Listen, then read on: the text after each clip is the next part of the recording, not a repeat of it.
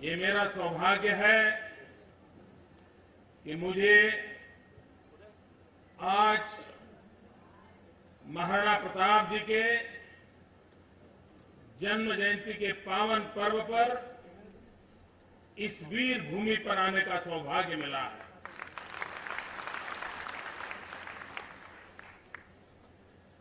भाइयों बहनों, उदयपुर आकर के महाराणा प्रताप के संबंध में कुछ मैं बोलूं तो आपको लगेगा भाई हम तो बचपन में से इसी बातों से पले बड़े हैं, और इसलिए मैं वो दुस्साहस नहीं करूंगा, क्योंकि उसमें वो विषय ऐसा है कि यहां बैठा हुआ हर व्यक्ति एक एक चीज को जानता है और मुझसे ज्यादा जानता है और मुझसे ज्यादा बता सकता है, और इसलिए आज के आज भी जिंदा है और न ही वो सिर्फ जिंदा है, वो हमें जीने की राह दिखाते रहते हैं। क्या कारण है वो हमें जीने की आश बंधाते रहते हैं? क्या कारण है? और इन सवालों के जवाब हर पीढ़ी ने खोजते रहना चाहिए, हर पीढ़ी ने अपने आप को पूछना चाहिए। भाइयों बहनों, कभी एक पल के लिए सोचें, वैसे तो राज परिवार से नाता था, शासन व्यवस्थाएं थी, लेकिन कभी सुना है कि एक पल भी उन्हें अपने जीवन काल में विश्रांति का समय मिला था? नहीं मिला था। जीवन का हर क्षण, शरीर का हर कण सिर्फ मातृभूमि के लिए खपा दिया था उस महापुरुष ने। और इसलिए आज भी हम स्मरण करते हैं, हम उनसे प्रेरणा लेते हैं।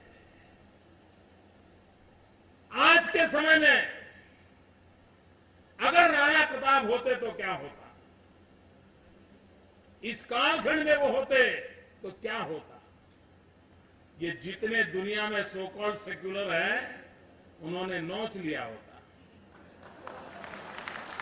उनके पीछे पड़ जाते कि राणा प्रताप ऐसा सोच रहे हैं, राणा प्रताप ये बोल रहे हैं, गौ रक्षा के लिए ये बोल रहा है, नारी रक्षा के लिए ये बोल रहे हैं, ये करने की बात कर रहे हैं, मंदिरों की रक्षा करने के लिए ये कर रहे हैं, हिंदुस्तान की संस्कृति को बचाने के लिए ये कर रहे हैं, फिर तो कुछ गड़बड़ है। ऐसा ही कर देते। और इसी मानसिकता वाले लोगों ने जनता के दिलों में तो राणा प्रताप है, लेकिन इतिहास के जुल्फों से मिटाने के लिए कोई कसर नहीं छोड़ी है दोस्तों, कोई कसर नहीं छोड़ी। और कुछ लोगों को तो लगता है कि हिंदुस्तान का इतिहास एक परिवार से शुरू होता है और एक परिवार में टिका रहता है, जैसे इस देश में किसी ने कुछ किया ही नहीं है, न त्याग किया है, न बलिदान किया है, किसी को पता तक नहीं है, लोगों को भुला दिया जाता है। और इसलिए भाइयों बहनों, ये देश बहुरत्ना वसुंधरा है।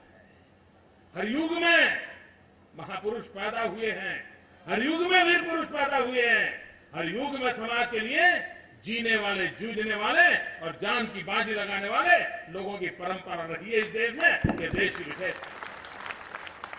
मित्रों, 1200 साल तक हिंदुस्तान गुलाम रहा। कोई वर्ष ऐसा नहीं है, कोई साल ऐसा नहीं है कि हिंदुस्तान के किसी न किसी कोने में आजादी की ललक के साथ लोगों ने अपने आप को बलि न चढ़ा दिया। जो भी सल्तनत आई, जो भी शाही ठाट आया, सबके खिलाफ लड़ने का ताकत इस देश के अंदर रहा है। लोग लड़ते रहे, जूझते रहे। गुलामी को मन से कभी इस धरती ने स्वीकार नहीं किया था, और जिसको जो मौका मिला वो लड़ाई लड़ता रहा। और इंसान तो क्या, चेतक तक लड़ता रहा। ये स्वाभिमान की लड़ाई थी। लेकिन कैसा दुर्भाग्य है, देश के वीर पुरुषों को भुला दिया जाता है। भाइयों बहनों, कोई भी समाज जो इतिहास को भूल जाता है, वो इतिहास रचने की ताकत भी खो देता है। इतिहास वो ही रच सकते हैं जो इतिहास से प्राण शक्ति पाते हैं। और इसलिए हमारे विराट संस्कृति, हमारे आदर्श, हमारे वीर पुरुषों की गाथाएं वो पीढ़ी दर पीढ़ी संक्रमित होने चाहिए। हर पीढ़ी को उसका पता होना चाहिए और हर पीढ़ी को उसका गर्व होना चाहिए। ये परंपराएं बनानी चाहिए। और उस अर्थ में मुझे आज आपके बीच आकर के वो प्रेरणा के पीयूष पीने का अवसर मिला है। मेरे जीवन को धन्यता मिली है, एक नई शक्ति मिली है। हम कभी सोचे कि आज क्या राणा प्रताप ने जो जो किया, जिन जिन बातों के लिए जीवन लगा दिया, आज वहां पर इन सारी चीजों में से किसी बात के लिए चिंता है क्या? किसी बात की चिंता है? अगर ऐसा ही हाल रहा तो भाइयों बहनों, इन देश के वीर महापुरुषों के बलिदान का क्या होगा? भाइयों बहनों, जीवन को आहूत करने के संकल्प किए थे। हमारे गुजरात के अंदर एक लोक कथा बड़ी प्रचलित है और बड़ी प्रेरक है। उदयपुर से सटा हुआ हमारे विजयनगर पाल के जंगल है, इसी नजदीक के इलाके में है। और महाराणा प्रताप जब अपने टेक के खातिर उन जंगलों में गुजारा करते थे, गुजरात के विजयनगर पाल के जंगलों में घूमते थे, एक बार वो पत्थर की चट्टान पर लेटे हुए थे और इतने में एक नौजवान कपल वहां से गुजरता था, जिसको प्यास लगी थी। वो पानी की तलाश कर रहा था। उसको लगा कि पत्थर की चट्टान पर ये महाशय सोए हैं, शायद उनको मालूम होगा कि नजदीक में कहीं पानी है क्या। तो वो चट्टान की तरफ गए। वो लोहारी काम करने वाला समाज था और राणा प्रताप के लिए उन्होंने वचन निर्णय किया था कि जब तक राणा प्रताप का सपना पूरा नहीं होता है, हम घर नहीं बसाएंगे। बैलगाड़ी में अपना सामान लेकर के आज भी गांव गांव भटकते हैं, 400 साल के बाद भी भटकते हैं उस सपने के लिए। देश की विशेषता देखिए, उसी समाज के वो दो लोग थे। उन्होंने राणा प्रताप जी से प्रार्थना की कि साहब, हम लोग प्रवासी हैं, नजदीक में कहीं पानी होगा, आपको रास्ता दिखा सकते हैं? तो महाराणा जी, उनको पता नहीं था वो किससे बात कर रहे हैं, न उन यात्री को पता था वो किससे बात कर रहे हैं। राणा प्रताप जी ने उनके सामने देखा, उन्होंने कहा कि आप दो लोग ही निकले हो? बोले हम दो लोग निकले। तो बोले आपके संतान साथ नहीं गए हो क्या? नहीं, बोले हमें संतान नहीं है। तो महाराणा प्रताप जी को लगा कि अरे भाई, मैंने ऐसा सवाल क्यों पूछ दिया, बेचारों को दुख हुआ होगा। तो उन्होंने अपना संकोच से कहा, अरे अरे क्षमा कीजिए, मैंने आपको पीड़ा पहुंचे ऐसा सवाल पूछ दिया।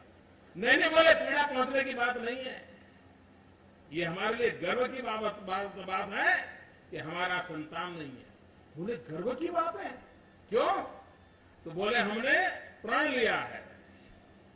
दो सामान्य लोग, लोहारी काम करने वाले परिवार के लोग, पैदल जाने वाले गरीब अवस्था के लोग, महाराणा प्रताप जैसे वीर पुरुष के सामने खड़े रह करके कहते हैं, हमने प्रण लिया है कि जब तक महाराणा प्रताप मेवाड़ की धरती पर विजय ध्वज न फहराए, तब तक हम संसार सुख नहीं मनाएंगे और इसलिए हमें बच्चे नहीं हैं। आप कल्पना कर सकते हैं उस समय राणा प्रताप के मन को क्या हुआ होगा। क्या कभी राणा प्रताप ने भी सोचा होगा कि उनकी इस लड़ाई में कहां कहां से लोग लगे होंगे, किस किस प्रकार से लोग अपना जीवन लगाते होंगे, और तब जाकर के विजय होता है। और जब हल्दी घाटी की लड़ाई हुई, मेरे 5 चितरिया विजयनगर के आदिवासी वीर लोग वो तीर कमान लेकर के उस लड़ाई के मैदान में उतरे थे। उनको जो सूझता था उस प्रकार से राणा प्रताप विजयी हो, इसलिए अपने आप को बलि चढ़ाने के लिए काम में लगे थे। भाइयों बहनों, छोटे छोटे लोगों की जिंदगी, उसकी एक अपनी ताकत होती है, एक अहमियत होती है, और उस अहमियत का भी हम स्मरण करते हैं, और वही तो इतिहास के अंदर नई प्राण शक्ति देती है, नई ताकत देती है। भाइयों बहनों, इन वीर पुरुषों ने अपना जीवन क्यों दिया था? तिरंगे झंडे के लिए लोग फांसी के तट पर क्यों चढ़ गए थे? भगत सिंह, सुखदेव, राजगुरु अपने जीवन को क्यों खपा दिया था? आजादी के लिए मरने वाले लोगों ने अंडमान निकोबार के अंदर अपनी जिंदगी क्यों खपाई थी? इस देश को एक उत्तम स्थिति में देखने के लिए, भारत माता को जगत गुरु के स्थान पर देखने के लिए हिंदुस्तान का हर नागरिक सुख और वैभव की जिंदगी जिए, इसलिए दिया था। लेकिन दिल्ली में बैठे हुए लोगों ने उन बलिदानों को ध्यान रख करके क्या कभी कोशिश की है? मैं दुर्भाग्य से, दुख से कहना चाहता हूं कि जरा सी भी चिंता नहीं की गई है। अगर थोड़ी सी भी इन वीर पुरुषों के त्याग तपस्या को याद किया होता तो देश का शासन ऐसा नहीं होता, देश की सरकार ऐसी न होती, और इस तबाही के बंजर में देश न फंसता। और इसलिए भाइयों बहनों, इन महापुरुषों के बलिदानों को याद रखना हर शासक के लिए भी अनिवार्य है। उन्होंने भी देखना होगा कि भाई इतने लोगों ने जीवन दिया था, हम कुछ ऐसा करके जाएं ताकि उनके बलिदान हमें कुछ नई प्रेरणा दे, नया अच्छा करने की प्रेरणा दे, नई पीढ़ी को प्रेरणा दे। लेकिन दुर्भाग्य से इन चीजों को भुला दिया गया है। भाइयों बहनों, अब उदयपुर गुजरात अलग नहीं रहे। एक पैर उधर रखो तो गुजरात हो जाता है, एक पैर उधर रखो तो उदयपुर हो जाता है। इतना हमारा आपसे नाता है। यहाँ आधा व्यापार गुजराती भाषा में चलता है, आधा व्यापार मारवाड़ी में चलता है। कोई व्यापारी यहाँ गुजराती न सीखे तो व्यापार नहीं चलता, कोई गुजराती बोल लेता है। इतना नाता है, लेकिन ये नाता बहुत पुराना है। महाराणा प्रताप का वंशज और हमारा वल्लभी वंश, दोनों का सदियों पुराना नाता। जिस बप्पा रावल के नाम से करके हमारा सर ऊंचा होता है, वो बप्पा रावल गुजरात की धरती के थे। और भाइयों बहनों, बहुत कम लोगों को मालूम होगा, जो चेतक घोड़ा था ना, उसकी मां गुजराती थी।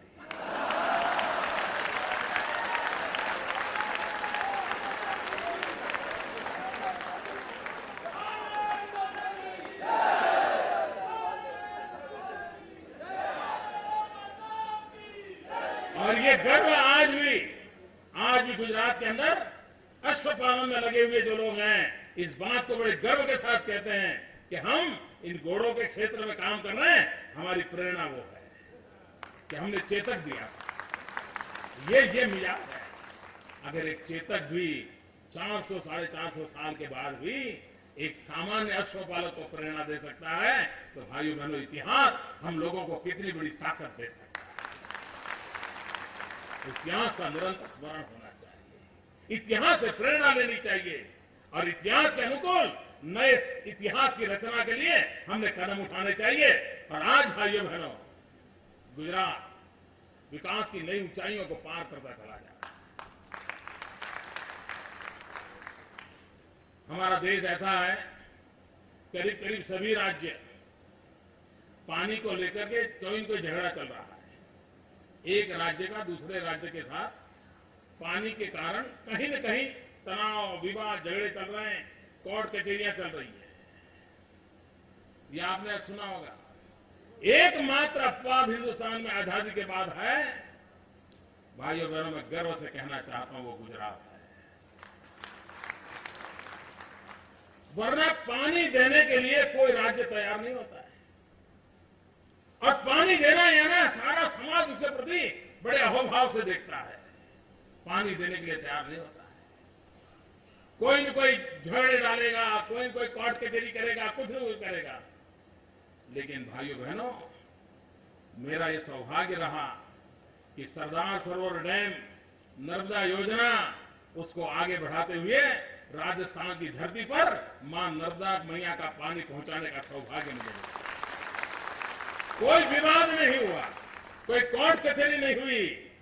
और आज जालोर के बेल्ट में चले जाइए, चारों तरफ जो रेगिस्तान था वो आज हरियाला दिख रहा है। और जब ये याद करते हैं तो लगता है चलो राणा प्रताप की धरती को कर्ज चुकाने का हमें एक मौका मिला। ये मिजाज चाहिए देश के लिए, ये मिजाज चाहिए। हम सब हर एक के लिए कुछ को तो मदद करें, एक भाईचारे का माहौल बनाएं। कैसा देश आगे बढ़ सकता है भाइयों बहनों, दुनिया स्वीकार करेगी। राजस्थान और गुजरात में कोई ज्यादा फर्क नहीं है। राजस्थान में भी मरुभूमि है, गुजरात में भी मरुभूमि है। हमारे नसीब में भी रेगिस्तान है, आपके नसीब में भी रेगिस्तान है। हमारे नसीब में भी उधर पाकिस्तान है, आपके नसीब में उधर पाकिस्तान है।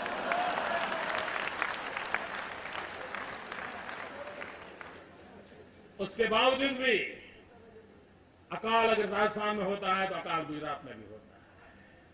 पानी की किल्लत अगर राजस्थान को होती थी तो पानी की किल्लत गुजरात को भी होती थी। लेकिन इन सब के बावजूद भी भाइयों बहनों, कृषि विकास के अंदर आज गुजरात नेतृत्व कर रहा है। आज गुजरात आगे बढ़ रहा है। आज गुजरात का कृषि विकास दर और हिंदुस्तान का कृषि विकास दर, ये अगर आप सुनोगे तो आप हैरान हो जाओगे, क्या ये भी हो सकता है? मेरे भाइयों बहनों, ये दिल्ली सरकार, भारत सरकार, जिसके पास गंगा है, यमुना है, कृष्णा है, गोदावरी है, क्या कुछ नहीं है? सब कुछ है। लेकिन हिंदुस्तान का एग्रीकल्चर ग्रोथ सिर्फ 3% है, सिर्फ 3%। और जिस गुजरात के पास ऐसी बड़ी बड़ी नदियां नहीं हैं, बारिश भी कम रहती है, वहां आज एग्रीकल्चर ग्रोथ है 11%, 11%। गांव और किसान की चिंता कैसे हो सकती है, ये हमने करके दिखाया। श्वेत क्रांति, दूध उत्पादन, भाइयों बहनों, गुजरात में एक दशक के अंदर 2001 से 2011 तक में हमारे दूध उत्पादन में 68% बढ़ोतरी हुई, 68%। आज हिंदुस्तान के कोने कोने में गुजरात का दूध पहुंच रहा है। दिल्ली में भी अगर गुजरात से दूध नहीं आया तो चाह नामुमकिन है। ये हाल है जी, किया जा सकता है। और हमने श्वेत क्रांति की दूध में, अब दूसरी श्वेत क्रांति की है हमने कॉटन में। ये दूसरी श्वेत क्रांति हमारी। आज देश का सर्वाधिक कॉटन पैदा करने का काम गुजरात की धरती पर हो रहा है। और 2001 में जब हमने कार्य लिया जिम्मा, तब मेरे यहां 23 लाख गांठ कपास पैदा होता था, 23 लाख बेल्स। भाइयों बहनों, आज 10 साल के भीतर भीतर 1 करोड़ 23 लाख गांठ पैदा होती है। मित्रों, सब कुछ किया जा सकता है, दुनिया बदली जा सकती है, विकास को नई ऊंचाइयों पर ले जा सकते हैं, लेकिन इरादा नेक चाहिए। अगर इरादा नेक है तो देश यही, जनता यही, सरकार यही, मुलाजिम यही, दफ्तर यही, फाइल वही, ऑफिस यही, फिर भी दुनिया बदली जा सकती है।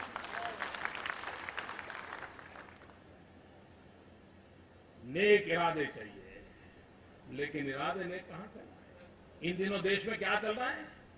जो राणा प्रताप ने गौ रक्षा के लिए जीवन खपाया, गौ की रक्षा के लिए लड़ाइयां लड़ी, वीर जवानों को आहूत किया, आज क्या हो रहा है? सवाल उठता है मित्रों, भारत की सुप्रीम कोर्ट ने कहा है कि हिंदुस्तान के अंदर गौ वंश रक्षा का कानून लाना चाहिए, और आए दिन सुप्रीम कोर्ट का नाम देने वाली दिल्ली की सरकार वोट बैंक की राजनीति के कारण गौ वंश रक्षा का कानून नहीं ला रही है। भाइयों बहनों, मैं राणा प्रताप को गर्व से इसलिए याद कर रहा हूं कि मेरे गुजरात में गौ वंश रक्षा का कानून लाया है। हम श्वेत क्रांति की बात करते हैं, हम हरित क्रांति की बात कर रहे हैं, हम व्हाइट रिवॉल्यूशन की चर्चा कर रहे हैं, ग्रीन रिवॉल्यूशन की चर्चा कर रहे हैं। दिल्ली की सरकार क्या कर रही है मालूम है? मैं आपसे पढ़े लिखे नौजवानों से प्रार्थना करता हूं, जरा इंटरनेट पर जाकर के स्टडी कीजिए। भारत सरकार का सपना क्या है? भारत सरकार का सपना है पिंक रिवॉल्यूशन, यानी जयपुर पिंक सिटी उस अर्थ में नहीं है। पिंक रिवॉल्यूशन, पिंक रिवॉल्यूशन क्या चीज है? पहली बार शब्द आप लोगों ने सुना होगा। ये भारत सरकार का कार्यक्रम है, पिंक रिवॉल्यूशन। पिंक रिवॉल्यूशन का मतलब है ये जो मटन का कलर होता है ना, पिंक कलर का होता है ना, है? पशु काटते हैं तो पिंक कलर का होता है, उसका रिवॉल्यूशन करना है। भारत सरकार ने सपना संजोया है कि हिंदुस्तान के पास इतने पशु हैं, हर दिन इतने काटे जा सकते हैं, साल में इतने काटे जा सकते हैं, इतना मटन विदेश भेजा जा सकता है और इससे इतने रुपये कमाए जा सकते हैं। रुपये कमाने के लिए गाय मां को मारने के खेल खेले जा रहे हैं दोस्तों। और तब राणा प्रताप की याद आती है दोस्तों, तब राणा प्रताप की याद आती है। पिंक रिवॉल्यूशन का उनका कार्यक्रम है। और जो इन पशुओं की कत्ल करेगा उनको भारत सरकार सब्सिडी देती है। देखिए, मैं राणा प्रताप की धरती पर बैठा हूं, आज आकर के बोल रहा हूं, और खबर ये आ रही है कि जो गाय भैंस काटेगा और विदेश मटन भेजेगा उसको सब्सिडी मिलेगी। वाह क्या सीन है।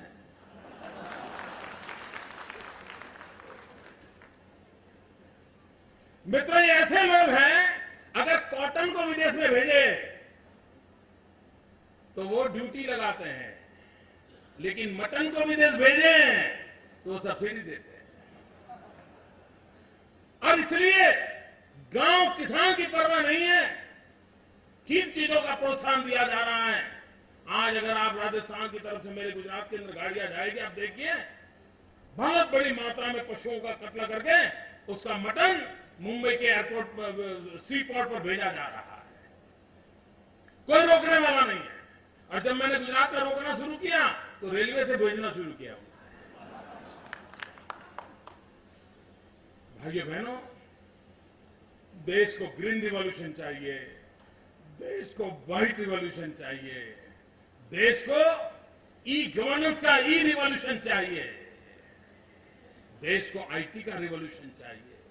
ये पिंक रिवॉल्यूशन ला करके हिंदुस्तान को किस दोजख में ले जाने का खेल चल रहा है, ये चिंता का विषय है। भाइयों बहनों, आज के इस पावन पर्व पर हम संकल्प करें, हम विरासत को बंटने नहीं देंगे।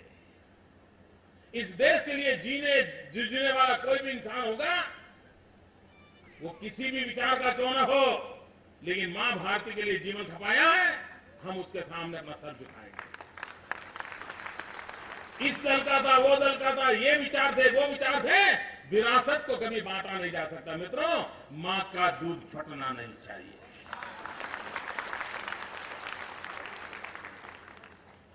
और इसलिए भाइयों बहनों, विरासत को बंटने का जो षड्यंत्र चल रहे हैं, हम संकल्प करें, हमारे लिए गांधी भी हमारे हैं, नेहरू भी हमारे हैं, राणा प्रताप भी हमारे हैं, सबको ही हमारे हैं, ये भाव जगाना होगा। जिन लोगों ने इनको बाहर किया है उनसे हमें जागरूक होना होगा। मैं तो हैरान हूं, वीर सावरकर के लिए क्या कुछ दिल्ली के नेता बोल रहे थे, अपनी जवानी खपा दी देश की आजादी के लिए। भाइयों बहनों, एक ऐसा काम करते हैं, हिंदुस्तान के आजादी के जंग को दो मुख्य धारा रही, एक क्रांतिकारी की और एक अहिंसक आंदोलन की। और मजा देखिए, दोनों का नेतृत्व गुजरात में था। अहिंसक आंदोलन का नेतृत्व महात्मा गांधी ने किया, सरदार पटेल ने किया, और सशस्त्र क्रांति का नेतृत्व श्यामजी कृष्ण वर्मा, मैडम कामा, सरदार सिंह राणा ने किया। वो दोनों गुजराती थे। और श्यामजी कृष्ण वर्मा लंदन के अंदर इंडिया हाउस बनाया था, और कर्नल वाइली के हत्या करने का काम मदन लाल धिंगरा ने करके वो शहादत बोली थी। उसी इंडिया हाउस को बनाने वाले श्यामजी कृष्ण वर्मा थे। वीर सावरकर समेत अनेक वीर पुरुषों को प्रेरणा देने का काम श्यामजी कृष्ण वर्मा ने किया था। वे श्यामजी कृष्ण वर्मा 1930 में उनका स्वर्गवास हुआ, विदेश की धरती पर हुआ, और मरते समय लिख के गए थे कि जब हिंदुस्तान आजाद हो तब मेरे अस्थि हिंदुस्तान ले जाना, और वहां की पवित्र धरती पर मैं जाऊंगा तब मुझे संतोष होगा। कैसी देशभक्ति देखिए, 1930 में लिखा था। 1947 में जब हिंदुस्तान आजाद हुआ तो 15 अगस्त को आजाद हो गया, जो भी फटाके वटाके फोड़ने थे फोड़ दिए। 16 अगस्त को पंडित नेहरू का पहला काम होना चाहिए था कि इस श्यामजी कृष्ण वर्मा की अस्थि हिंदुस्तान ले आए, लेकिन नहीं किया भाई, क्योंकि वो मानने को तैयार नहीं कि देश में किसी औरों का भी त्याग था। नहीं हुआ। आपको जानकर के हैरानी हुई, 73 साल तक श्यामजी कृष्ण वर्मा की अस्थि जिनेवा के अंदर इंतजार करते रहे कि कोई भारत मां का लाल आएगा, कभी न कभी आएगा और मेरे अस्थि आजाद हिंदुस्तान की धरती पर ले जाकर के मेरे मन को संतोष देगा। 73 साल तक किसी ने नहीं किया।